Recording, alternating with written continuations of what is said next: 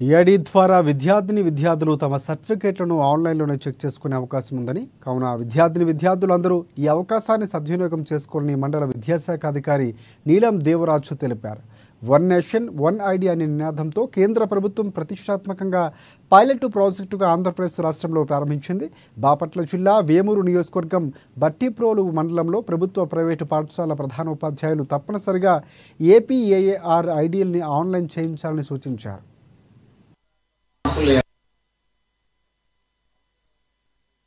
ఇప్పటి వరకు మనము మన మండలంలో 5,838 మంది విద్యార్థులకి ఐడీస్ క్రియేట్ చేసాం. ఇంకా 1,276 మందికి ఐడీస్ క్రియేట్ చేయాలి.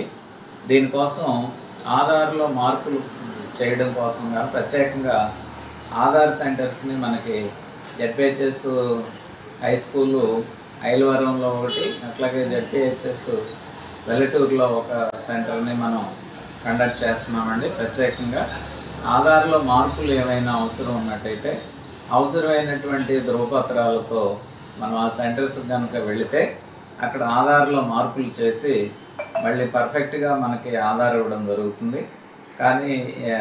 కాబట్టి ఈ విషయాన్ని విద్యార్థులు